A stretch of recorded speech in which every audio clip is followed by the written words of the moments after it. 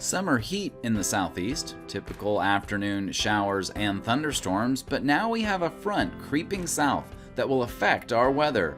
Jeff, Aaron, and I will give you a rundown of where we've been and where we are going in the July edition of the Water Resources Outlook. Okay, thanks Todd. Let's start with the past rainfall here over the last 30 days. And we see rainfall has been pretty sparse over the southeast, with the exception of the mountains and Florida. The wet season has begun across Florida, with some areas receiving this as the tropical season. All right, thank you, Jeff. The story will be much the same over the next several days as far as the meteorology is concerned, as warm temperatures and a moist, unstable atmosphere bring daily bouts of scattered afternoon and evening thunderstorms across the southeast. You can see this as we look at the fronts and weather for Friday and Saturday, with very little difference between the 2 days, with chances for thunderstorms across the southeast Friday and Saturday. While weather depictions are not on the Sunday map, it will be more of the same with afternoon thunderstorms. Also of note is the cold front near the Great Lakes and Ohio Valley that will begin dropping south through the day Sunday. Monday will bring more of the same with afternoon thunderstorms, but the cold front will be nearing the Tennessee Valley. This cold front will provide a forcing mechanism within the warm and unstable environment, bringing a more widespread bout of showers ahead of it. This front will continue south through early next week, before losing momentum as we get just past midweek and stalling out as a stationary front across southern Georgia. We can see the results of all this in the 7-day QPF, with a very wet southeast evident. The few inches that are depicted here could end up being low in some areas, as afternoon storms will be efficient rainmakers, but uncertainty with where exactly they will occur smooths out some of the localized maxima. Looking at the long-term Week 2 outlook from CPC, they are generally expecting below normal rainfall for the week north of the front in the drier air, with an equal chance of above or below normal near the front and above normal south of the front. However, southerly flow out of the Gulf will bring moisture return fairly quickly as we get into week 2. So areas in Mississippi and Alabama and even up into central Georgia may actually nudge a little bit more towards above normal. And now I will head it off to Todd for the extended outlook. Thanks, Aaron. Well, the first thing I'll talk about as we look into the future is our hurricane season. Here's the tropical climatology from the National Hurricane Center, and as you can see, we are ending the quiet phase, of which we have been very normal. We've had one tropical system in the June-July timeframe, and that is pretty typical. We begin the hurricane activity ramp-up over the next 6 weeks as the Caribbean and Atlantic become the breeding grounds for tropical storms. This is the climatology for tropical development zones for July and August. Barry developed earlier in the month in the Gulf of Mexico, which is where we would expect a storm to develop. As we get into August, we would expect that potential development to extend east, more into the Caribbean and Atlantic Ocean. I'm not showing anything today as far as development because it is very quiet in the tropics. Our ENSO forecast is showing continued warming in the equatorial Pacific Ocean, and that means continued El Niño for the fall and into the winter.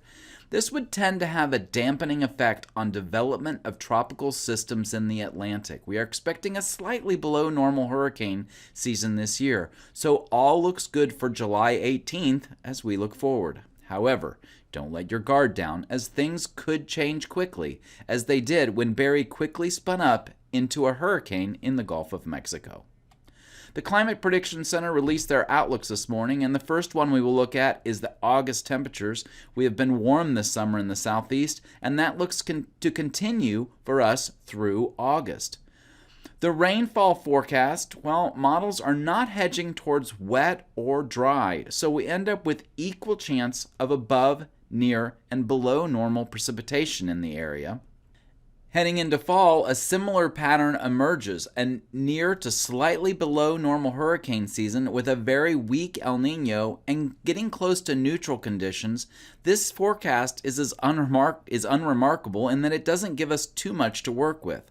But this can change quickly, and that's why we try to do this outlook monthly.